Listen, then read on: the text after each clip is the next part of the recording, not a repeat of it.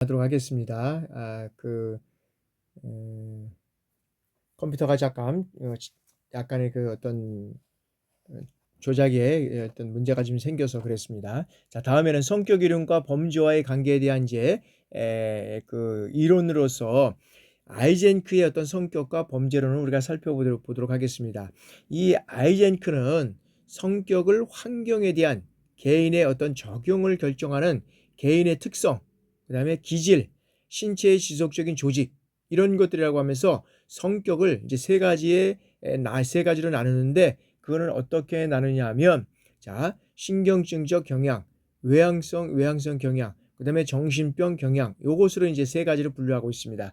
그래서 이제 이런 것들을 한번 이제 살펴보고, 자, 1977년에 반사회적으로 행동하는 사람이 위 세 가지 성격 차원과 관계가 있다는 이제 이론을 제시하게 됐다라는 거죠. 그래서 외향성이 높은 사람, 이 외향성이 높은 사람은 어떤 면에서 보면 이 각성 수준이 낮기 때문에 자극을 찾으면 적은 양의 술로도 중추신경의 억압이 완화되고 쉽게 범죄를 일으킬 수 있다라고 되어 있습니다. 그래서 여기에는 이 외향적인 성격은 뭐가 높으냐면 이 각성 수준이 낮기 때문에 자극을 찾으면은 적은 양의 술로도 이 중추신경의 억압이 완화돼서 쉽게 범죄를 일으킬 수 있다라는 것이고요.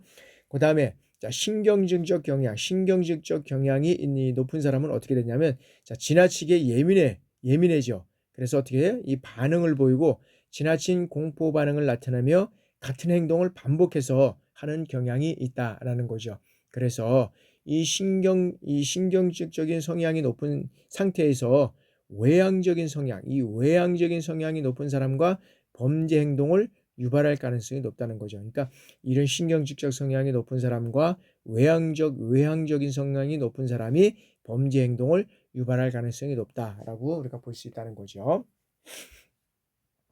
자, 다음에는 인간의 어떤 그런 기본적인 욕구적에서 열등감을 극복해야 된다라는 것인데, 이 열등감을 극복하기 위해서는 어떤 것이 있냐면, 자, 자기 완성에 대한 어떤 내적 욕구가 있어야 된다. 그러니까 열등감을 극복하기 위해서는 자기 완성을 위한 어떤 내적 욕구가 있어야 된다라는 건데, 자, 타인들과의 어떤 협력 의지가 높고 낮음과 개인 활동 에너지의 어떤 높고 낮음에 따라서 생활 양식이 생활 양식의 어떤 유형이 이렇게 된다라는 거죠. 그래서 이 아들러의 어떤 개인 심리학적 범죄를 이렇게 보면, 인간의 어떤 욕구는 열등감을 극복이라고 우리가 말할 수 있다는 거죠.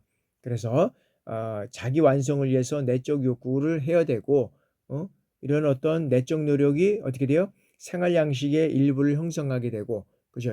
형성하게 된다는 겁니다. 그래서 성격 기능의 한 면을 이루게 된다라는 거죠. 그래서 여기에서는 타인들과의 협력 의지가 높고 낮음, 뭐 이런 것들로 인해서 이제 생활 양식 유형이 이제 변화되고, 그다음에 이제 어떤 그런 사회적 유형은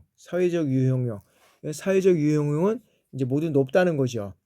모두 높고, 그다음에 지배형은 개인 활동 에너지는 높고 타인과의 협력 의지는 낮다. 그러니까 지배형이냐 어떤 사회적 유형이냐 이런 거에 따라서 이제 이게 낮고 높다는 게 나타날 수 있다는 거죠. 그래서 이제 지배형은 개인 활동 에너지는 높지만 타인과의 협력 의지는 이제 낮다라고 우리가 볼 수 있다는 거죠. 자, 그다음에 이제 기생형 회피형이다. 모두 낮다는 거죠. 모두 낮다는 것인데, 여기에는 어떤 것이냐면 지배형의 사람이 공격적이고 그리고 범죄자인 경우, 그러면 알코올 중독자나 자살자, 이런 어떤 가능성이 많다는 거죠. 많다는 겁니다. 그래서 출생 순위의 성격에 따른 성격의 특징은 여러 가지가 있겠지만, 첫째는 아이는 모든 것은 법칙에 따라야 한다고 강조하는 어떤 보수적인 성향을 갖고 있고, 둘째나 중간 아이는 경쟁심이 약하고 야망이 크고, 막내 아이는 어떻게 돼요? 의존적이고 강한 열등감이 있을 수 있다 있다라고 우리가 볼 수 있다는 거죠. 그죠? 여기에서는 그러한 사항들이 이제 있다라고 우리가 볼 수 있고, 그다음에 이 무력감을 극복하기 위해서 권력에 대한 어떤 의지 우월에 대한 어떤 이제 추구를 이제 강조하고 있고, 아이들의 이제 그런 이러한 추구가 신경적이 되면 타인에 대한 어떤 이런 통제로 이어진다는 거죠. 이어진다는 거죠. 그래서 우월성 욕구가 강한 이 범죄자는 정복자가 되는 목표를 갖고 있고, 자, 이에 집중을 해서 사회 규칙에 신경 쓰지 않고 오직 행동적 충격에 빠져들게 된다라는 겁니다. 행동적 충격에 빠져들게 된다라고 우리가 볼 수 있다는 거죠. 자, 그래서 이제 그 이제 비행 청소년의 특징과 발생 원인에서, 그래서 이제 청소년의 어떤 비행의 특징을 우리가 한번 살펴보도록 하겠습니다. 참 이게 많은데 한번 하여튼간에 한번 하나씩 살펴보도록 하겠습니다. 자, 이제 이게 비행 청소년은 일반적인 청소년과 비교해서 구분되는 특징을 가지고 있는지, 또는 있다면 무엇인지를 살펴본다는 거죠. 그래서 비행 청소년의 특징에 대해서 많은 기존 연구가 있지만 명확한 결과를 보고하는 것은 없다라고 우리가 볼 수 있다는 거죠. 그래서 인간의 특징을 단정적으로 나타낼 수 없다는 겁니다. 그러나 비행 청소년들은 어떻게 됩니까? 자, 일반적이고 공통적인 이 어떤 특성을 가지고 있다는 겁니다. 그래서 대부분의 견해가 어떻게 됩니까? 자, 그 특징은 어떻게 됩니까? 크게 개인적 특징과 환경적 특징으로 구분할 수 있다는 겁니다. 그래서 우리가 보고자 하는 것은 비행 청소년의 개인적 특징에 대해서 우리가 살펴보자라는 겁니다. 자, 첫 번째는 뭐냐면, 대체로 비행 청소년들은 자기 자신에 대한 이 만족도와 스스로에 대한 인정 정도가 낮다는 거죠. 그러니까 비행 청소년들은 자기 자신에 대한 만족도, 그다음에 스스로에 대한 인정 정도가 낮다는 겁니다. 그래서 자신이 다른 사람보다 쓸모없고, 그다음에 열등하고, 존재 가치가 미약한 이런 어떤 존재로 인식을 하고 있다는 거죠. 그래서 이 비행 청소년에 대해서 만약에 여러분들이 만난 뒤 그들의 어떤 그 비행 청소년들을 어떻게 교화시킬지, 그다음에 그런 어떤 그 활동을 부여받았다고 한다 그러면 어떻게 돼요? 만족도가 낮잖아요. 인정 정도 낮고, 그다음에 쓸모없다고 하고 열등하고 있고 미약하다. 그래서 요거 응? 비행 청소는 너는 쓸모 있는 사람이야. 너는 정말 다른 사람에 비해서 열등하지 않아. 응? 너는 존재가 정말로 어떤 면에서는 네가 생각했을 때는 별 형편없는 존재지만 너는 정말 어떤 면에서 보면 어떤 최고의 존재 가치를 가지고 있다. 뭐 이런 어떤 존재라고 하는 이런 것들을 인식시켜 줘야 된다는 거죠. 그런 것들을 통해서 이루어져 가야 된다라는 것이고. 자, 두 번째는 자신의 감정과 욕구를 표현한 능력이 미약하다는 겁니다. 그래서 타인에게 인정받고 타인과 친밀하게 따뜻한 이 관계를 맺고 싶어 하는 것이 인간의 어떤 기본적인 욕구잖아요. 그죠? 이제 그런데 이 비행 청소년들은 자, 이 기본적인 욕구를 제대로 표현하지 못한다는 거죠. 그래서 어떻게 됩니까? 좌절당할 경우가 많기 때문에 자신의 감정과 이런 어떤 욕구를 조절하는데 어려움을 겪고 있다라고 우리가 볼 수 있다는 거죠.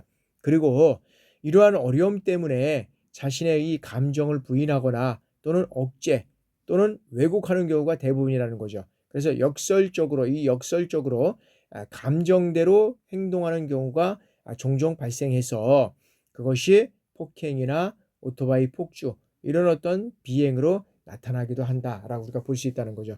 그래서 이러한 것들이 실질적으로 상당히 이제 이 비행 청소년들은 이런 어떤 그 감정을 부인하거나 억제하고 왜곡하는 경우가 많이 있다는 거죠. 그래서 종종 이런 것들이 폭행으로 나타난다는 겁니다. 그래서 그렇게 된다면 어떻게 돼요? 그것들 끄집어내서 그것을 교화시키고 그것을 함께 이루어 나가야 되는 것이 우리 또 지도사들이 또 해야 할 역할이 아닌가요? 그래서 비행 청소년들은 이런 어떤 그 감정 욕구가 미약한지 이런 것들을 한번 우리가 살펴보면서 그것을 하나하나 이루어갈 수 있도록 우리는 또 그것을 끄집어내서 조치를 할 수 있는 그런 어떤 능력이 또 우리 자신에게는 또 있어야 된다라고 생각을 해봅니다.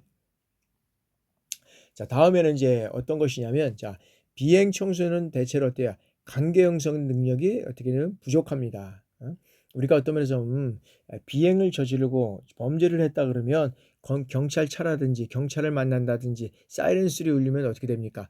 이게 막 어떤 면에서 보면 위축되고 또 그 눈치가 있고 뭐 또 숨으려고 하는 이런 현상들이 있다는 거죠. 그래서 비행 청소년들은 이 관계 능력이 상당히 부족하다는 것을 우리가 알 수 있습니다.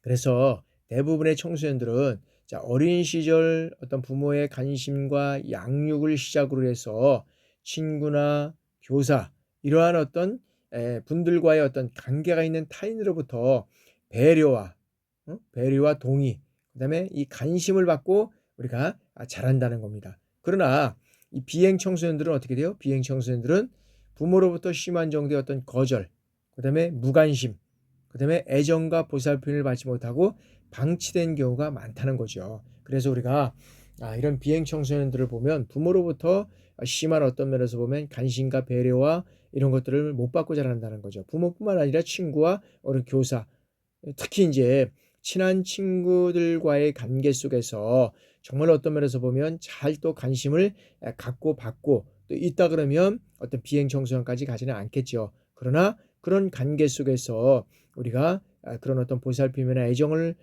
느끼지 못하기 때문에 이제 이런 비행 청소년이 되는 거죠. 그러니까 비행 청소년이 되기 전에 우리가 그런 관계들을 잘 형성해 나갈 수 있도록 관계 형성들을 우리가 잘 해 나갈 수 있도록 해야 되는데 사실 어떤 면에서 그러면 그런 것들을 잘 하지 못하고 어떻게 됩니까? 우리는 실질적으로 보면 이제 뭐 학교에도 들어보면 뭐 대학 입시라든지 대학 입시에 대한 여기에서 보면 어떤 면에서는 국영수, 국영수, 수교 이런 것들의 어떤 집중적인 교육을 하다 보니까 관계 형성을 할 수 있는 예를 들어서 어떤 뭐는 뭐 운동이라든지 그다음에 음악이라든지 미술 그다음에 이런 것들을 통해서 할 수 있는 것들이 좀 이 미약하다는 그러다 보니까 가면 갈수록 비행 청소년 그다음에 이제 환경적인 요인도 있겠지만 이제 그런 현상들이 많이 나타난다라고 우리가 이제 볼 수 있죠. 네 번째는 뭐냐면 일반적으로 이 비행 집단은 정상적인 일반 집단보다는 어떻게 돼요? 더 많은 문제와 스트레스를 가지고 있다는 거죠. 그럼에도 불구하고 문제에 대처하고 해결하는 능력이 어떻게 돼요? 부족할 수밖에 없다라는 거죠. 그래서 대부분의 이 청소년들은 어떻게 돼요? 부모와의 의사소통 미흡과 가치관의 차이, 이것으로 오는 갈등, 그 다음에 학교에서 교와의 어떤 학업 경쟁, 교사와의 어떤 갈등, 그 여러 가지 이런 것으로 인해서 스트레스를 겪으면서 우리는 학생들은 성장하게 된다는 거죠. 그러면 그런 성장 과정을 통해서 어떻게 돼요? 그것을 극복해야 되는데 그것을 극복할 수 없었다는 거죠. 그래서 이 비행 청소년들은 이러한 다양한 문제들에 대해서 어떻게 돼요? 적절하게 대처하지 못했다는 겁니다. 특히 친구의 어떤 비행 유혹을 단호히 거절하지 못하고 어떻게 돼요? 동조하는 경우가 많이 있다는 거죠. 그죠? 그래서 따라서 비행 청소년들에게는 일상생활에서 직면할 수 있는 다양한 갈등과 문제를 해결할 수 있는 이런 기술을 지속적으로 교육할 필요가 있다라는 거죠. 자, 다음에는 비행 청소년은 대체로 어떻게 돼요? 충동 조절 능력에 문제가 있다는 겁니다. 비행 청소년들은. 자, 이들은 충동적인 경향이 강하고 평소에는 어떻게 돼요? 비교적 무난하게 대처한다는 거예요. 그러나 일정 수준의 이상의 어떤 이 촉발 자극이 주어질 때는 일반 청소년보다 어떻게 돼요? 과격하다는 거죠. 과격하고 극단적인 행동을 하는 경우가 많다는 거죠. 그래서 과격한 폭력범의 경우 흔히 한 예가 이제 그런 경우가 있다는 거죠. 그래서 대체로 보면 이 충돌 조정 능력이 문제가 있다. 그래서 어렸을 때부터 이렇게 이제 자라면서 부모의 이 관심과 애정 결핍 이런 거로 인해서 그 충동 조절 능력이 어떤 면에서 보면 하나의 어떤 그런 그 과정들을 통해서 이게 좀 심화되고 이렇게 가야 되는데 그런 그 조절 능력이 없었다는 거죠. 그러다 보니까 하나의 어떤 촉발 자극이 주어지면 아주 가격하게 나타난 거죠. 그런 현상들이. 그래서 폭력범의 어떤 그런 경우가 이제 이런 것들이 나타나게 된다라게 되는 거죠. 자, 다음에는 성격적인 특징으로 인해서 비행 청소년들은 어떻게 돼요? 타인의 이 권리를 존중하지 않고 그다지 개의치 않는다는 거죠. 타인은. 그래서 타인에게 어떠한 침해를 하였을 때 별다른 이 죄의식을 느끼지 않는다는 겁니다. 자, 설사 느꼈다 하더라도 어떻게 돼요? 자신의 행동을 방어하고 정당화하기에는 바쁘다는 거죠. 그래서 일반 청소년에 비해 이 정당화하는 기제가 일반 청소년보다 이게 뭐냐면 이런 방어 행동, 이런 어떤 그 죄의식을 느끼지 않고 이런 것들을 어떤 것을 정당화하기 위한 어떤 그런 것들이 일반 청소년보다 발달해 있다는 거죠. 그래서 비행 청소년들은 자신이 저지른 비행의 결과가 어떻게 나타나고 그리고 자신의 장래에 어떤 영향을 미치는 데에 대해서 충분히 고려하지 않는다는 겁니다. 그리고 동시에 어떻게 돼요? 부모의 기대와 친구 사이의 우정, 이런 간의 갈등, 학업과 그다음에 유흥에 대한 갈등, 이런 가치관의 혼란을 더 자주 겪게 되는 것이 우리가 이제 비행 청소년들의 어떤 그런 타인의 권리를 존중하지 않고 개의치 않는 이런 그 청소년들에서 많이 발생이 된다라고 이제 우리가 이제 볼 수 있다는 겁니다. 그 여기 나왔네요. 특성상 사람의 일생에 있어 어느 시기보다 예민하고, 그다음에 여기에는 어떻게 돼요? 청소년의 이제 비행의 발생 원인입니다. 비행의 발생 청소년기는 그 시기의 특성상 사람의 어떤 일생에 있어서 그 어느 시기보다 예민하고 감수성이 풍부하고 그다음에 어떻게 돼요? 각종 유혹에 흔들리기 쉬운 시기다는 거죠. 그리고 또 다른 것은 뭐냐면 인간의 행동은 소질과 환경이 결합된 상태에서 그 영향을 받아서 나타나게 된다는 것이고, 그리고 세 번째는 청소년기 행동은 소질보다는 환경의 영향을 더 받기 쉽다. 그러니까 어디에서 내가 태어나고 자라느냐가 상당히 중요하다고 우리가 볼 수 있다는 거죠. 그러니까 인간이 태어나서 부모와 그다음에 어떤 형제자매 간에 그다음에 학교에서 이런 교육을 받은 사람들은 그래도 문제가 있다 그러면 여러 가지 어떤 해결할 능력이 있는데, 인간으로 태어나서 예를 들어서 어떤 사고나 사건으로 인해서 예를 들어서 어떤 그 어렸을 때부터 그런 어떤 그 사막에서 사는 어떤 친구들은 몸은 인간이지만 이 행동은 모두 어떻게 돼요? 여기에는 그 동물적인 행동을 한다는 거죠. 그래서 청소년기는 이 행동을 소질보다는 환경에 영향을 미친다. 그래서 어렸을 때의 어떤 환경에서 자라느냐가 상당히 중요하다는 거죠. 그래서 보면 태어난 어떤 학생들도 우리가 이제 이게 분류를 해보면 아파트에 태어났느냐, 그다음에 연립이나 뭐 다세대 뭐 이런 데 태어났냐가 다르다는 거죠. 그러니까 아파트에 태어난 사람들은 어떤 면에서는 조용하고 어떤 그런 측면에 있는데, 여기에는 그 이런 쪽에 태어난 들은 학생들이 좀 약간 과격하고 여러 가지 어떤 행동적인 측면에서 보면 그렇다는 거죠. 그래서 꼭 그런 게 다 여기에서 자란 사람만 그런 건 아니겠지만 그렇다는 거죠. 그러나 또 누구를 만나냐에 따라서 이런 행동들이 또 달라질 수 있다는 거죠. 아파트가 태어났는데 이런 어떤 조용한 성격을 가지고 있지만 여기 어떤 잘못된 친구를 만났을 때는 이 행동은 또 180도 바뀔 수 있다는 거죠. 그러나 연립이나 뭐 다세대에 태어난 사람들은 이런 어떤 과격한 행동이나 어떤 그런 그 폭력적인 행동을 하는 사람들도 또 누구를 만나냐에 따라서 그런 것들이 제어될 수 있는 그런 현상들이 있다는 거죠. 그래서 청소년기에는 발생 원인은 이런 어떤 세 가지 요인들이 있다. 이제 이런 것들이 이제 어떤 것이 이제 있는지 한번 보면, 자, 개인적인 요인에서는 어떤 것이 있느냐면, 자, 개인적 그 요인의 측면에서는 청소년 비행은 다양한 것으로 우리가 나타날 수 있습니다. 신체적으로, 정신적으로 미성숙하고, 그죠? 미성숙하고, 응? 그다음에 선천적으로 타고난 어떤 개인적 특성, 이런 것도 있고, 그다음에 이상과 현실의 부조화에서는 갈등과 욕구 불만이 있다는 거죠. 그리고 개인의 어떤 열등감, 이런 것들을 가지고 있다는 거죠. 그래서 청소년들이 이러한 어떤 혼합된 정서적 갈등을 지속적으로 경험할 때 어떻게 돼요? 비행으로.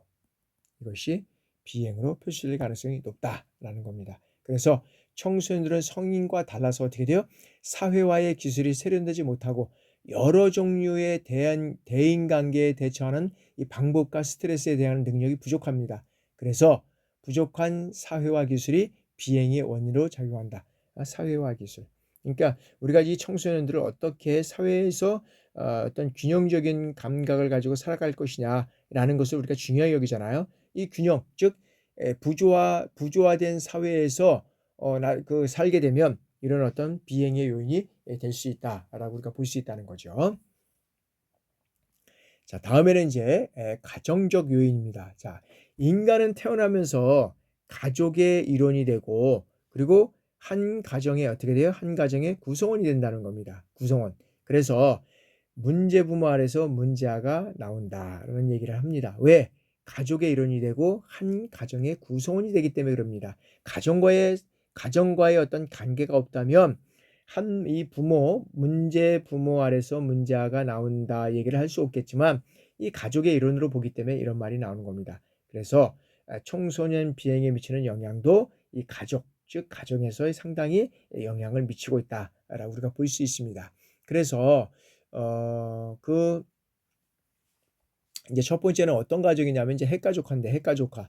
자, 현대 사회는 전통적인 어떤 대가족, 이 대가족 제도가 이제 붕괴됩니다. 그죠? 그래서 부모와 자녀가 1, 2명으로 구성되는 핵가족화죠. 그래서 요즘에는 뭐 2명도 이제 많은 거야. 1명 많이 낳고 또 많이 낳는 사람도 있지만, 자, 이러한 가족 구성원 속에서 성장하는 자녀들은 대체로 어떻게 돼요? 인내심과 양보심, 협동심, 어떤 공경심, 이런 것이 부족하다는 거죠. 그래서 과거에 뭐 몇 남매, 우리 같은 경우에도 6남매 같은 경우에는 6남매, 7남매, 뭐 8남매 이렇게 났는데, 여기에서 이제 형제들 간에 이제 서열이 쫙 정합니다. 첫째부터 해가지고 막내까지 해가지고 서열이 쫙 정해져 가지고 이 질서가 잡히는 거예요. 근데 현대는 핵가족화예요. 그러다 보니까 뭐 1명, 2명 나다 보니까 인내심이니 양보심이니 협동심이니 공경심 이런 게 전혀 없는 거예요. 과거에는 이렇게 쭉 형님세에서부터 쭉 있어가지고 부모님이 계시면 할아버지 할머니도 계셨잖아요. 할머니 할아버지가 수저를 들고 나면 그때 식사를 했는데, 지금은 그런 것들이 없잖아요. 너만 잘해라, 너 먼저, 이렇게 돼 버리니까 어떤 면에서는 양보심도 협동심도 공경심도 전혀 없어지는 거죠. 그리고 이들은 어떻게 돼요? 자기중심적 행동과 단편적인 사고를 가지고 있는 경우가 많다는 거죠. 그래서 이러한 어떤 특성을 가지고 있냐? 자, 장래의 이 청소년 비행의 원인이 된다라는 것이죠. 그런 측면에서 우리가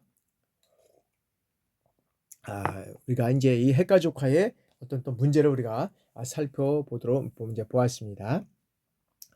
두 번째는 이제 가정적인 이제 요인 중에서 두 번째는 이제 부모의 양육 태도입니다. 자, 부모가 일관성, 이 부모의 양육 태도에서 일관성이 없거나, 그 다음에 이 양육 방식이 지나치게 어떻게 돼요? 차이가 나는 경우, 응?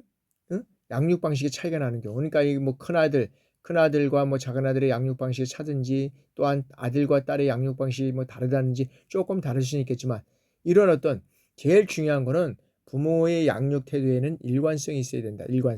일관성이 없게 되면 자녀는 왔다 갔다 하기 때문에 정신적으로 또 균형 잡지도 못하고 여러 가지 혼돈 속에 살아갈 수밖에 없다. 그 다음에 양육 방식에 있어서 차이가 있으면 안 된다라는 거죠. 그래서 여기에서는 어머니는 자애롭고 그 다음에 허용적인 반면에 아버지는 어떻게 돼요? 매사에 엄격한 태도를 취하는 경우, 그리고 부모가 자녀 교육에 무관심하거나 방임할 경우 자녀는 어떻게 돼요? 올바른 가치를 형성하지 못한다. 그러니까는 어머니는 어떻게 자유로워, 그냥 아이를 그냥 어떻게 되든지 이렇게 감싸라고 하는데 아버지는 매사에 엄격해. 두 가지가 조금씩 이제 다를 수는 있습니다. 아버지가 엄격하면 엄마는 이렇게 다듬어줘야 되고 보듬어줘야 되고. 근데 둘 다 엄마나 아빠가 엄격해. 응? 엄격해. 그럼 아이들은 어떻게 됩니까? 어떻게 빠져나갈 구멍이 없는 거지. 누가 이 아이를 보살펴주고 보듬어줄 수 있는 게 없는 거죠. 응? 그래서 아빠한테 예를 들어서 혼났으면 엄마가 감싸주고 아빠를 이해시키고, 응? 아빠가 그런 사람이 아닌데 아빠가 이렇게 됐다라 이해시켜주고, 그러면 아이들이 그렇게 되는데, 그렇게 되면 때렸으면 아니 뭐 예를 들어서 보면 저 인간이 아이들을 그렇게 때리냐 뭐 이제 이런 식으로 해버리니까 이게 문제가 되는 가정이 돼버리는 거죠. 문제의 가정. 그러니까 여기에는 무관심할 때 또 방임할 경우에는 이런 어떤 올바른 가치가 아니라 또 자녀의 어떤 올바른 가치가 형성되지 못한다라고 우리가 볼 수 있다는 거죠. 자, 세 번째는 이제는 또 문제 가정입니다. 문제 가정. 그래서 문제 가정은 여기에서는 어떤 부도덕 가정이라든지 빈곤 가정, 시설 가정 이런 것들을 이제 구분하고 있는데 자, 문제 가정은 청소년 비행과 비교적 상관관계가 높답니다. 문제 가정은 그죠? 문제 가정. 그래서 아까도 부모의 양육 태도가 있지만은 부모의 어떤 그런 삶의 방식, 부모의 어떤 뒷모습을 보고 어린아이들은 우리가 이제 자라난다 이렇게 볼 수가 있잖아요.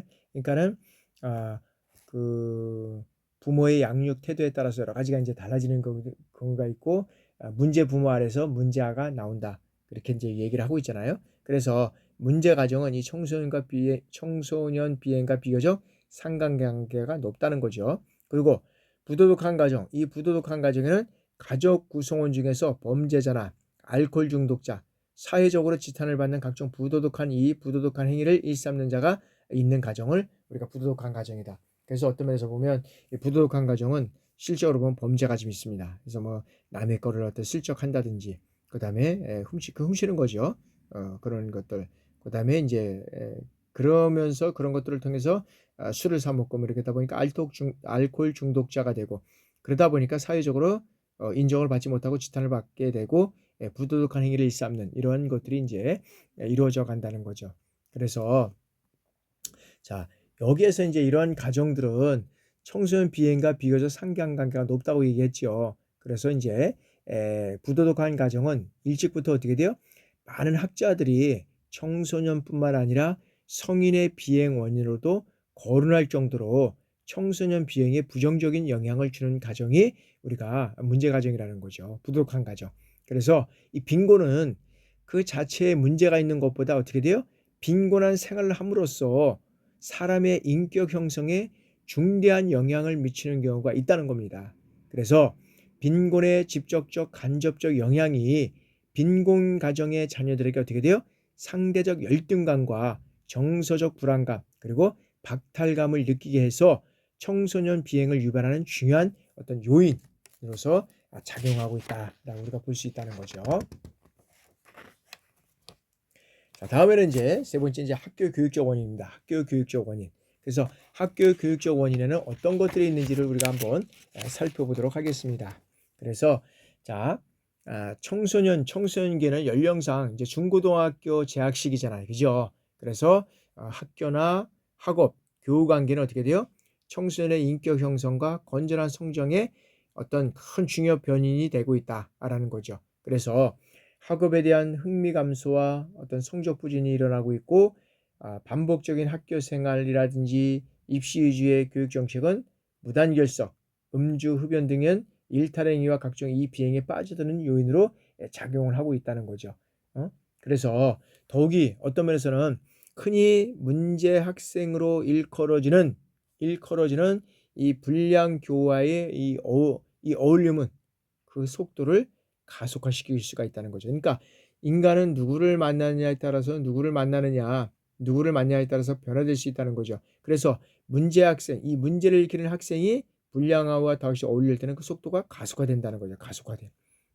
그리고 자, 특히 이제 또래 집단 중에서 비행성이 심화된 교우와의 만남은 서로 간의 이 동질감과 애착 관계를 형성해서 비행에 대한 어떤 이 죄의식을 감소시킨과 동시에 큰 비행에 빠져들게 되는 이 중요한 요인이 된다는 거죠. 그래서 또래 집단 중에서 비행성이 심화된 이 교우와 만나는 경우에는 동질감에 빠진다는 거죠. 서로가 애착이 된다는 거죠. 그래서 죄의식을 감소시킴과 동시에 어떻게 돼요? 더 큰 비행에 빠져드는 이 원인이 되고 있다는 거죠.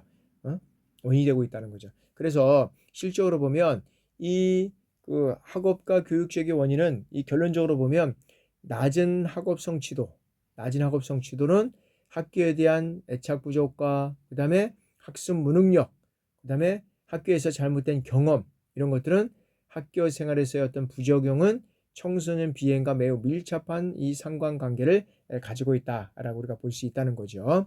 그리고 학생들은 공부와 이 학업에 대한 이 압력을 많이 경험할수록 지비행, 가출, 성비행 이런 것들이 많이 하게 되고 최초의 이 비행 시기도 빨라지게 된다는 겁니다. 이런 학생들은 서로가 빨라진다는 거예요. 그래서 늘 얘기하고 있지만 우리 학생들의 청소년 시기 또 특히 이제 이 사춘기 시기에 잘 학생들을 우리가 잘 케어를 하지 않으면 이 비행의 어떤 청소년으로 우리가 가는 경우가 많이 있다는 거죠. 그래서 그러한 우리 학생들에 대해서 어떻게 이 비행의 강도를 좀 줄일 수 있을까? 그다음에 이런 학생들을 어떻게 사회의 어떤 인간, 즉 사회의 균형 잡힌 인간으로서 건전한 인간으로서 성장할 것이냐라는 것들을 우리가 늘 눈여겨보면서 우리가 해야 될 것이다. 특히 이제 군에 계신 분들은 우리가 이제 청년 시절을 우리가 청소년 시절을 지난 이제 청년에 이제 우리가 들어왔잖아요. 그 학생들에 대해서 어떻게 그들이 이런 어떤 그 청소년 생활을 이제 겪어왔는지를 아마 청년들을 보면 알 겁니다.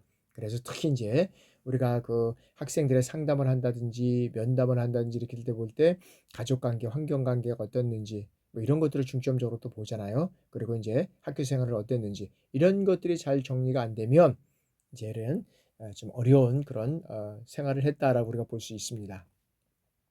자, 다음에 이제 문화적인 요인입니다. 자, 이 산업화 과정을 거치면서 전통적인 유교 사상과 공동체적 생활 양식이 어떻게 돼요? 많이 변화됐다는 겁니다. 그래서 현대 사회의 어떤 개인주의와 물질 숭배주의, 황금만능주의 이런 것들이 이제 우리 사회의 어떤 그런 주관제 이루어져 왔다는 거죠. 현재 이제 산업사회가 들어오면서 이렇게 전통적인 유교적인 사상 이런 생활 양식이 깨져버리게 됐다는 거죠. 많이 변화됐다는 거죠. 그래서 개인주의와 물질 승상, 황금만능주의로 변했겠다. 그래서 자, 현대 사회에서는 실적으로 보면 이 전통 사회에서는 자, 공동체적 생활 양식이 비행을 억제하는 순기능적 작용을 하였다는 거죠. 전통 사회에서는 이 공동체적 생활 양식이 어떤 면에서 공동체적은 우리가 보면 그래서 어떤 가족에 보면은 여기는 김간에 여기는 뭐 예를 들어 채간에 뭐 이렇게 해가지고 어떤 시족 사회를 이루어서 우리가 이제 살았잖아요. 그런 생활 속에서는 비행을 억제하는 순기능을 했다는 거죠. 그러나 산업화 과정을 거치면서 이제 어떻게 돼요? 이제 도시로 하다 보니까 어떻게 돼요? 전통적인 유교적 사상과 공동체의 생활 양식이 어떻게 돼요? 이제는 다 깨지게 됐죠. 변화됐다는 거죠. 변화. 이제 그러다 보니까 이런 것들이 이제 나오게 됐다는 거죠. 자, 그래서 어느 시대나 사회를 막느라고 개인이 모여서 집단과 사회를 형성하면 그 속에는 여러 가지 사회적 현상이 일어난다는 거죠. 그래서 자, 비행과 범죄도 사회 현상 중에 하나다. 비행과 범죄도 사회 현상의 하나다. 그래서 어느 사회를 막느라고 개인이 모여서 집단과 사회를 형성하면 그 속에서 여러 가지 어떤 사회적 현상이 일어난다는 거죠. 그래서 사회적 현상 중에 비행과 범죄도 하나의 현상이 일어난다라는 거죠. 그래서 자, 현대 사회에서는 TV나 언론, 서적, 잡지, 영화, 각종 매스미디어에서 다양한 정보를 양산하고 이러한 정보들은 어떻게 돼요? 사회의 어떤 문화 변화와 같은 가치관의 혼돈을 겪게 된다. 그래서 과거에는 실적으로 이런 것들이 이제 거의 뭐 그 산업화되기 이전까지는 이런 것들이 실적으로 그 공통 그 어떤 면에서 전통 사회 세계 속에서는 이제 언어로 해서 이제 이런 것들이 쭉 해서 언어로 사람과의 관계 속에서 이루어져 갔는데 이제는 각종 매스미디어를 통해서 다양한 정보들이 나오게 되는 거예요. 그러다 보니까 가치관의 혼돈, 문화의 변화에 따라서 가치관의 혼돈이 나오다 보니까 이러한 많은 어떤 현상들이 또 나오게 된다라는 것을 우리가 볼 수 있다는 거죠. 자, 다음에는 이제 아, 비행 청소년의 이제 우리가 이제 인성 교육을 우리가 이제 한번 살펴보겠는데 비행 청소년의 인성 교육. 자, 이 비행 청소년의 인성 교육을 논하기 전에 인성에 대한 어떤 이제 우리가 개념을 우리가 먼저 살펴보면 개념, 즉 인성을 한마디로 정의하기는 실제로 어렵죠. 그러나 인성은 어떤 한 사람의 고유한 성품으로 볼 수도 있고 다른 사람과 구별되는 사고와 태도, 그다음에 행동의 특성으로도 우리가 볼 수 있다는 거죠. 이제 이 내용들은 다 이제 있지만 우리가 한번 살펴보면 그래서 인성에 대한 이제 개념은 어떤 한 사람의 고유한 어떤 성품, 이 성품이 될 수도 있고 그다음에 이제 그 다른 사람과 구별되는 사고와 행동, 태도, 사고와 태도, 행동의 어떤 특성으로 또 이루어질 수 있다는 거죠. 그래서 인성교육은 어떻게 되냐면 어떤 면에서 보면 여기서는 전인교육, 가치관교육, 습관교육, 인간교육, 도덕교육, 품성교육, 윤리교육 이런 언어와 유사하게 사용되는 것이 사실상 어떤 본질적인 어떤 그런 특징이 될 수 있다는 거죠.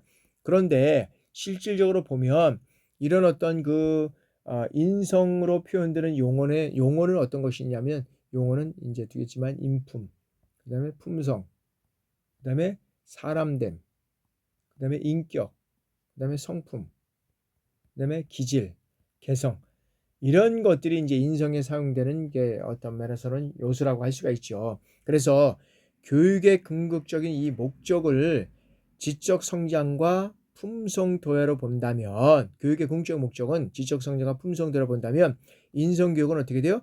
품성 도야로 의도적인 어떤 노력을 통해서 이루어져 가는 것이 품성 도야다. 그래서 어떤 면에서 보면 이제 태권도 체육관이라든지 뭐 태권도관 뭐 체육관 이런 데서 실적으로 보면 이제 인성, 품성 뭐 이런 것들을 이제 많이 이제 얘기를 하겠잖아요. 그다음에 이제 어떤 면으로 보면 성격도 이제 요즘에는 왜 여기서 열심히 운동을 하고 뛰고 놀고 하니까 학생들을 만나고 하니까 성격도 변화된다. 뭐 이런 측면에서는 이제 있는데 하여튼간에 인성에 대한 것들에 대한 것은 어떤 한 사람의 고유한 성품으로도 볼 수도 있지만 다른 사람과의 사고와 태도, 행동 이런 것들을 통해서도 이루어갈 수 있다라고 우리가 이제 볼 수 있다라는 것이죠.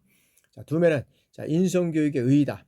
자, 인성교육이란 개인의 개성을 존중하고, 개성을 존중하고, 자, 지식과 행위를 통합해서 조화롭게 도덕적 품성을 도야하는 인간교육이다. 인간교육. 개인의 개성을 존중하고 지식과 행위를 통합해서 조화롭게 도덕적 품성을 도야하는 어떤 인간교육이다. 라고 우리가 볼 수 있고요. 그래서 인간의 육체적, 정신적, 인지적, 사회적 측면의 모든 면에서 뭘 가져요? 균형 있는 발달과 성장을 이룰 수 있도록 도와주는 체계적이고 종합적인 여기에는 어떤 노력이 인성교육이다라고 우리가 볼 수 있습니다. 그래서 인성교육은 상당히 어떤 면에서는 중요한 역할을 하고 있다는 거죠. 그래서 여기서 보면 인성교육은 실제로 보면 이제 청소년의 어떤 이제 비행 원인까지도 이제 우리가 한번 살펴볼 수가 있는데, 자, 이 청소년의 비행 원인은 아파도 살펴보지만 개인적인 요인, 가정적인 요인, 학업교육적 요인, 자, 문화적 요인, 사회적 환경 요인, 이제 이런 것들에 어떤 다양하다. 자, 그러나 그러한 원인들이 단독적이고 그다음에 복합적으로 작용해서 청소년의 일탈 행위를 유발하고 청소년 비행이라는 이 결과를 초래하게 됐다라는 거죠. 그죠? 이런 것들을 초래한다는 거예요. 그래서 자, 비행 청소년에게 적절한 처우와 교육을 통해서 비행성을 경감하고 그다음에 재비행을 방지해야 된다. 그러니까 뭐냐면 여기에서는 적절한 어때요? 처우, 교육 요게 이루어져야 된다는 거예요. 적절한 처우와 교육이 이루어져야 된다는 거죠. 응? 그리고 나아가서 성실한 사회인으로 성장할 수 있도록 지도하는 것은 누가 해요?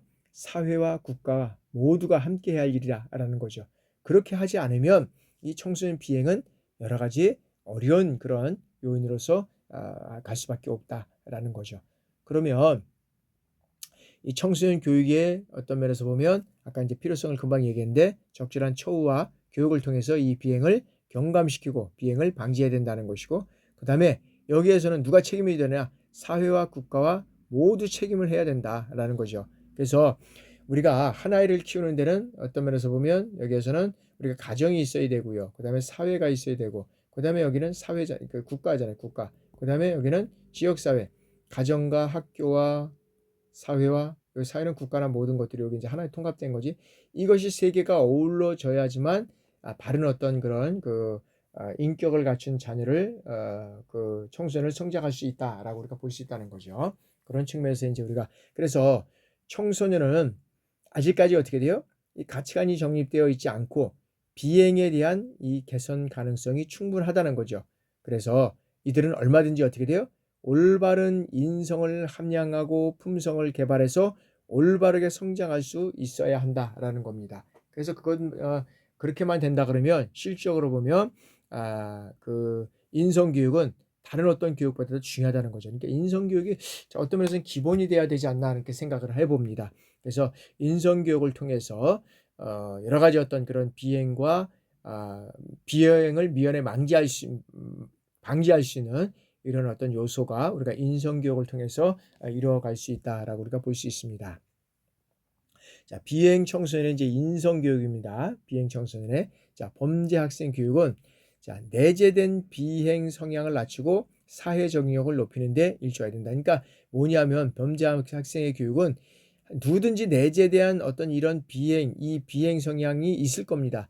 그러나 이게 높을 수 있고 낮을 수 있다는 거죠. 그러니까 중간일 수 있고. 그러니까 높은 사람은 이게 중앙으로 낮추고 중앙인 사람은 낮춰야 되고 또 한 사람들은 유지해 갈 수 있게끔 이 사회 적응력을 높이는데 일조를 해야 된다라는 거죠. 범죄 학생 교육을 하기 위해서는 그런 것들이 이제 이루어져 가야 되고요. 자, 그러고 여기에서는 이제 직업 능력 개발 훈련과 특성화 이제 교육과 과정 이런 것들을 통해서 단순히 지적인 교육보다는 어떻게 돼요? 신체 훈련, 그다음에 정신 훈련, 그다음에 심성 훈련 이런 중심의 교육과 기본 훈련, 사회복귀 훈련 이런 것들이 종합적으로 이루어져야 된다는 거죠. 그러니까 뭐냐면 이 청소년에 대해서 이런 어떤 비행 청소년은 지적인 이것보다는 사실 아까도 우리가 여러 가지 어떤 그런 처우와 교육적인 것이 이루어져 가야 된다고 얘기를 했는데 이런 비행 청소년은 지적인 것보다는 실제는 신체 훈련이나 정신 훈련 이런 심화 훈련을 통해서 이걸 어떤 면에서는 이 지적 교육을 하기 전까지는 이러한 훈련을 통해서 이게 끌어올리고 그런 다음에 이제 이런 어떤 지적 교육이 필요하다는 거죠. 그리고 사회복귀 교육이 이제 이렇게 종합적으로 이루어져 가야 되지만 이런 활동을 할 수 있다라고 우리가 이제 볼 수 있다는 거죠. 그런 것들을 통해서 실적으로 이제 종합적인 교육이 이루어질 수 있다라고 이제 우리가 볼 수 있다는 거죠. 그래서 여러 가지 어떤 면에서 보면 그런 어떤 신체 인성 교육의 어떤 여러 가지 어떤 활동상을 보면 그런 것들을 통해서 이루어져 가는 경우가 많이 있습니다. 그래서 여러 가지 이제 우리가 보면 청소년들이 여러 가지 어떤 그런 사회적 훈련을 통해서 이루어져 가는 것들이 이제 실적으로 이제 보면 그 인성 교육을 통해서 여러 가지 어떤 그 집단 상담을 통해서도 우리가 살펴보면 여러 가지가 보면 사회성 향상이 제일 높은 이런 것들이 이제 제일 높게 나타나는 것으로 우리가 이제 볼 수 있습니다. 자, 이제 인성교육 이제 프로그램입니다. 그래서 인성교육 프로그램을 이제 어떻게 우리가 이제 해 가야 될 것이냐라는 것이죠. 자, 이제 인성교육 프로그램의 첫 번째는 이제 여기에서 이제 이게 이제 첫 번째는 뭐냐면 집단지도입니다. 집단지도에서 이제 이런 것들이 있는 거죠. 자, 소년보호교육기관에서 실시하는 인성교육 프로그램 중에서 집단지도 프로그램은 이제 10개가 있습니다. 10개 정도. 그래서 이제 준법정지서부터 이렇게 쭉 이제 있다는 거죠. 여기에서. 그러면 첫 번째 이제 준법 교육 프로그램은 뭐냐면 청소년들로 하여금 이 법의 필요성, 이 법의 필요성을 인식해야 된다는 거죠. 이 법의 필요성을 인식하지 않으면 범죄를 저질러도 범죄가 얼마나 끔찍하고 무서운 건지를 모른다는 거죠. 그래서 그 범죄의 필요성을 인식해서 일상생활에서 볼 수 있는 이 법률 사례 그리고 법률 상담 사례 이런 것들을 통해서 법 현상에 대해서 어떻게 돼요? 이해를 증진하고 그 다음에 여기는 준법정신과 법적 사고력을 신장시켜서 법적 문제 해결력을 높임과 동시에 건전한 사회 구성원으로 어떻게 돼요? 책임의식과 능동적 사회 참여 태도를 함양해야 되는 것이 여기는 목적이 있다라는 것입니다. 자, 두 번째는 생활예절 프로그램입니다. 이 생활예절 프로그램은 청소년들이 올바른 예의범절이죠. 예의범절을 배우고 어느 집단에서나 원만한 인간관계를 유지하고 상대방을 이해하고 존중하는 이 마음 자세 이런 행동을 지녀야 된다는 거죠. 그래서 미래 사회를 구현해서 세계 속의 시민으로 더불어 살아가는 사람다운 사람으로 양육하는데 여기는 예의범절을 통해서 이루어가는 것이 상당히 중요하다라는 것이고요. 그 다음에 단학수련은 뭐냐면 여기에서는 어떤 도인체조 이런 체조를 통해서 근육을 유연하게 하고 단전호흡을 통해서 기를 조화시키고 그리고 활공을 통해서 뼈와 근육과 어떤 기회 균형을 동시에 이룰 수 있는 이런 수련이 필요하다라는 것이고요. 그 다음에 이제 성교육 프로그램은 어떤 자신의 심리적, 신체적 성장이나 발달에 따라서 성적 변화를 궁극적으로 받아들이고, 그리고 성 전반에 관한 올바른 이해와 정확한 성 지식을 습득해서 개인의 성적 건강 유지라든지 성에 대한 긍정적인 태도와 가치관을 확립하는 데 중요한 요소가 되고 있다라는 것이고요. 그다음에 약물 프로그램에는 청소년기에 약물 남용으로 초래될 수 있는 이 피해를 방지하기 위해서 약물에 대한 어떻게 돼요? 올바른 이해와 교육을 하고자 마련된 프로그램이 약물 교육 프로그램입니다. 그래서 구체적으로 약물로 인해서 정신과 육체가 황폐화되거나, 그리고 예측하지 못한 사고를 미연에 방지하고 약물 구입 자금 마련을 위한 범죄를 예방하기 위한 것이 이제 이런 어떤 프로그램이다라고 우리가 이제 보시면 되고요. 자, 다음에는 이제 학교 폭력 예방 교육입니다. 그래서 이 학교 폭력 예방은 소년원에 입원하는 어떤 보호 소년 중에 상당수가 어떻게 돼요? 학교 폭력의 가해자인 점, 여기에 이제 주목해야 된다는 거죠. 그래서 이 프로그램을 마련했다는 거죠. 그래서 가해 학생들에게 학교 폭력에 대한 기본적인 지식을 가르치고, 폭력이 가져오는 이 부정적인 결과, 그리고 폭력과 관련된 어떤 구체적인 사례와 법교육, 이런 것들이 이제 실시대에 이제 이루어져 가야 된다는 것이고요. 그다음에 이제 인터넷 중독 예방 교육은, 자, 이 인터넷 예방 교육은 상당히 어떤 중요하죠. 뭐 다 중요하지만, 자, 청소년들이 인터넷 조절 능력을 길러서 이 불필요한 시간, 이 사용 시간을 줄이고, 그다음에 효율적으로 사용해서 인터넷으로 인한 피해를 방지하고 올바로 사용할 수 있도록 하는데 그 목적이 있다는 거죠. 그 목적이 있다는 거죠. 다음에는 이제 교통안전교육입니다. 자, 교통안전 프로그램은 청소년 사망의 가장 큰 원인이 되고 있는 교통사고, 특히 이제 교통사고 중에서 뭐가 있을까요? 청소년들이 오토바이죠. 자, 오토바이에 대한 이 사고를 최소화하고 오토바이로 인해서 초래되는 비행을 미연에 방지하는 이 프로그램을 교통안전 프로그램에서 청소년을 대상으로 해서는 이루어져 가야 된다라는 거죠. 자, 다음에는 이제 독서지도입니다. 자, 이 대부분의 비행 청소년들이 인문적인 교양이 결여되어 있다는 거죠. 그래서 올바른 가치관의 정립과 감정을 표현해서 이 정서 발달의 미약한 점을 어떻게 돼요? 보완하는 그런 어떤 이 프로그램이 이제 이 독서 프로그램이다라고 이제 볼 수 있다는 거죠. 자, 다음에는 이제 음악 감상입니다. 음악 감상. 음악 감상은 학생들의 음악적인 능력과 개성, 자발성, 창조성, 이런 것들을 신장시켜서 정서적 안전을 도모하고, 그리고 생활을 더 풍요롭게 하는 것에 가치를 둬야 된다라는 것입니다. 그래서 집단지도계에서는 이제 이런 것들이 있고요.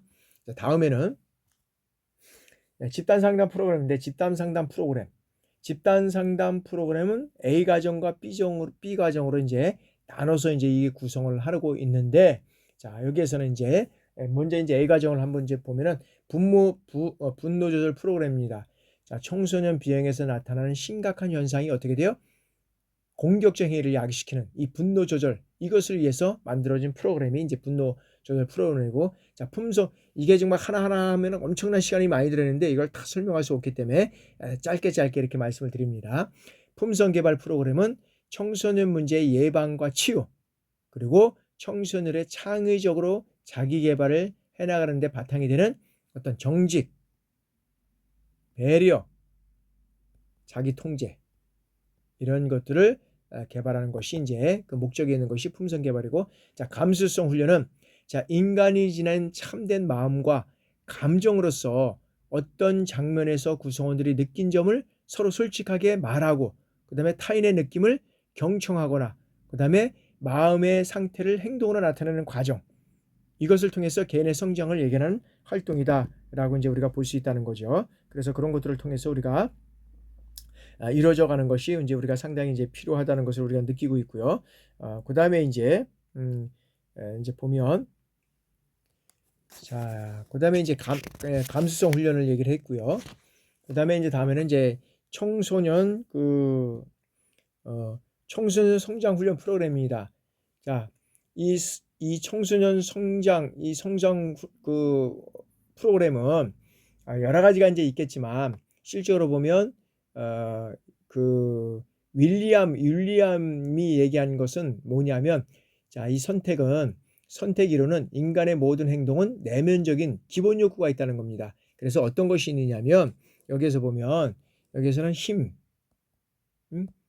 있고 사랑과 소속이 있고 그 다음에 즐거움이 있고 그 다음에 생존이 있고 그 다음에 자유에 대한 욕구가 있다는 겁니다. 이런 건 욕구가 있다는 겁니다.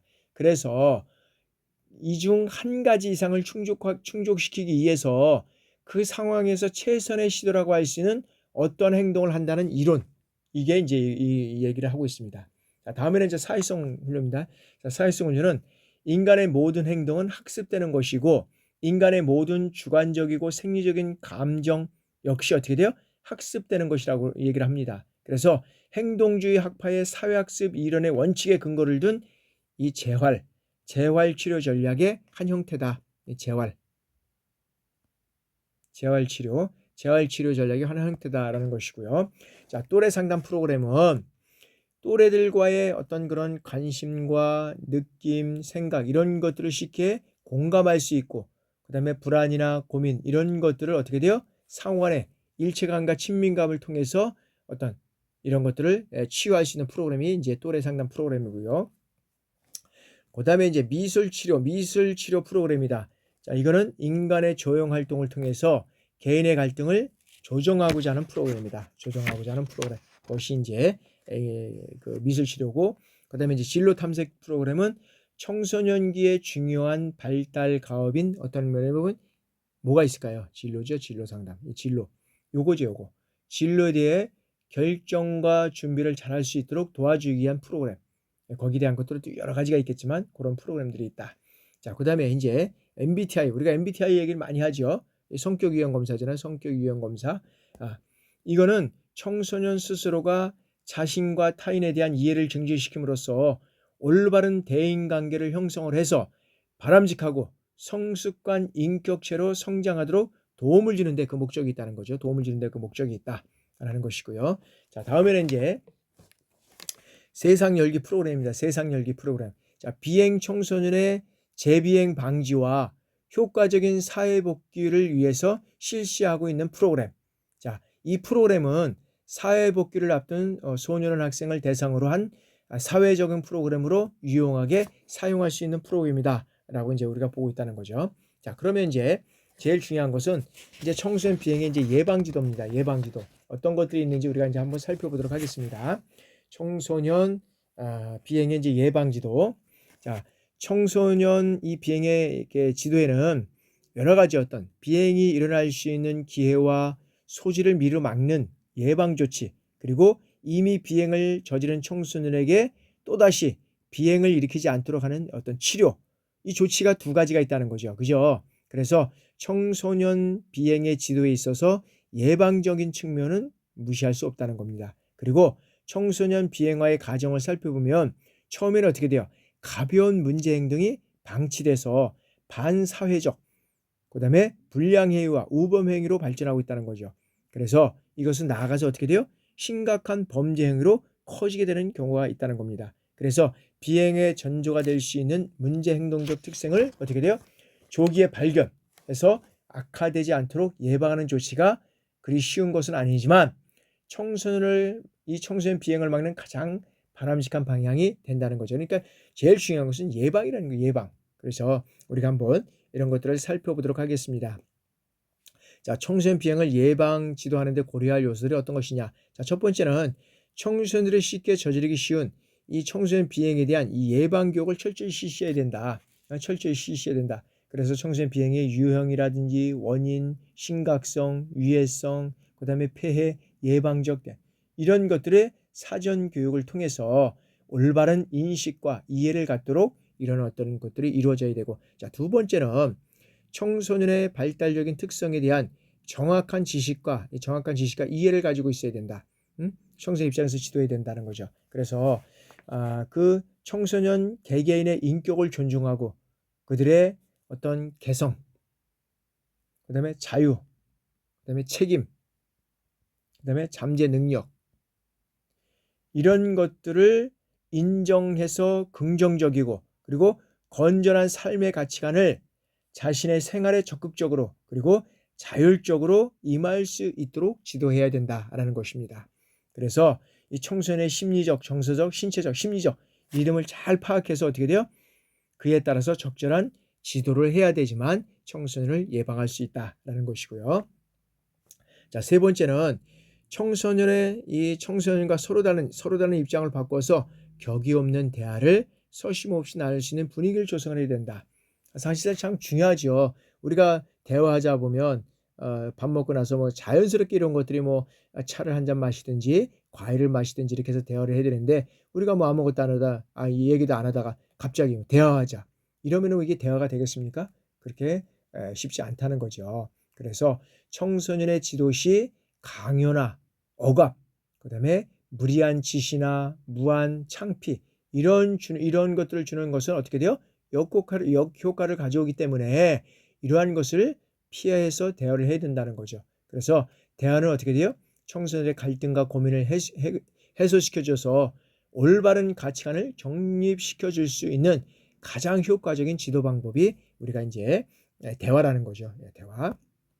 그다음에 네 번째는 청소년들의 다양한 욕구를 건전한 방향으로 발산시켜 줄 수 있는 기회를 마련해 줘야 된다.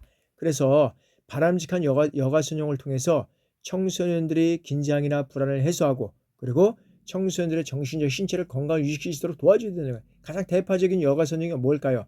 청소년 수련 활동과 사회봉사 활동 여기에 참여하는 것이 상당히 중요하다고 볼 수 있습니다. 그래서 청소년 수련 활동은 청소년들의 어떤 전인적인 성장과 발달을 여기에서는 통해서 인격 형성이나 심신 단련, 자질 배양, 정서 함력, 취미 개발 이러한 어떤 활동으로 이제 이루어갈 수 있다는 거죠. 그런 것들이 이제 상당히 중요하다는 거죠, 우리가. 자, 다음에는 다섯째는 뭐냐면 청소년 문제와 비행의 지도는 장기적인 계획 아래 청소년들의 반응을 관찰하면서 단계적으로 꾸준히 이루어져 가야 된다라는 겁니다. 그래서 청소년의 비응은 쉽게 지도하는 것이 아니기 때문에 문제가 해결된다 하더라도 재발되거나 악화되지 않도록 항상 어떻게 돼요? 지속적으로 관찰하고 점검을 해야 된다라는 겁니다. 그런 것이 상당히 우리가 이제 중요하다라고 우리가 볼 수 있다는 거죠. 자, 다음에는 이제 이러한 청소년 비행의 이제 예방 지도 방법인데 이 예방 지도 방법은 자, 가정과 학교와 지역 사회 이 세 개에서 이 여러 영역에서 실시되는 이 청소년 비행의 지도 방식이 청소년 비행의 예방 지도라는 하나의 어떤 목표 아래 서로 유기적이고 체계적으로 그다음에 협조 관계 속에서 지속적으로 이루어질 때 그 효과를 제대로 거둘 수 있다라는 거죠. 그래서 실적으로 보면 이거는 어느 한 기관이 이루어지는 것이 아니라 전체적인 기관들이 속에서 이루어져 가야 되는 거죠. 그래서 부모는 자녀들에게 대한 지속적인 관심과 사랑 이것들이 가능한 한 많은 시간 속에서 대화를 통해서 이루어져 가야 된다는 거죠. 그래서 원만한 가정을 이루어 가야 되고 특히 이제 부모들은 어떻게 돼요? 자녀들이 부모의 충고나 지도에 적극적으로 다룰 수 있도록 올바른 가치관과 교육관을 가지고 항상 자녀의 모범이 되도록 노력해야 된다는 거죠. 그래서 학교에서뿐만 아니라 지식교육뿐만 아니라 정서함양과 정신 건강 증진, 사회성, 도덕성 함량 이런 것들을 함양할 수 있는 전인교육을 함께 병행할 때 청소년들이 어떻게 돼요? 올바른 가치관을 형성할 수 있게 된다는 거죠. 그래서 청소년과 교내의 어떤 생활에 대한 철저한 지도와 그다음에 각종 검사, 조사 이런 것들을 통해서 청소년 문제를 어떻게 돼요? 조기에 발견해서 지도하고 조언하는 이런 상담 활동을 강화하는 것이 상당히 중요하다라는 라는 거죠. 그리고 사회적 차원에서 보면 청소년 비행을 유발하는 청소년의 어떤 그 생활 주변에 비교육적인 유해 환경들이 많이 있잖아요. 특히 뭐가 있을까요? 주변에 나가기만 하면 노래방이 있고 PC방이 있고 오락실이 있잖아요. 그래서 청소년들이 이런 것들을 통해서 음주나 흡연 이런 어떤 문제 행동을 배우게 된다면 여기에는 비행 청소년들과 접촉할 기회가 많이 있다는 거죠. 그래서 이러한 유해 엽서를 정비하는 것이 상당히 또 중요하다라고 우리가 볼 수 있고요. 그리고 하나는 또 뭐냐면은 어, 그 정부와 관련된 어떤 그런 기관들과 관련돼서 장기적인 청소년 육성 정책이 어떤 면에서는 개인뿐만 아니라 민간 단체가 어려운 대단위 사업을 적극적으로 추진하는 이런 청소년 비행 예방을 위한 정책들, 이런 어떤 배려가 우리가 이제 아끼지 않아야 된다라는 거죠. 그래서 이러한 가정과 학교, 지역사회, 이런 것들이 이루어지는 지도 방식과 과정이 서로 차이가 나지 않고 일관성 있고 여러 가지 어떤 기준과 그다음에 이런 것들이 그 유기적으로 이루어갈 때 효과를 제대로 거둘 수 있다라고 우리가 볼 수 있다는 거죠. 그러한 측면에서 여러분들이 이 비행청소년 예방 지도를 잘 나올 때 살펴보시면 될 것 같습니다. 자, 지금까지 여러분들 수업 듣냐고 수고 많으셨습니다. 감사합니다. 다음 주에 뵙겠습니다.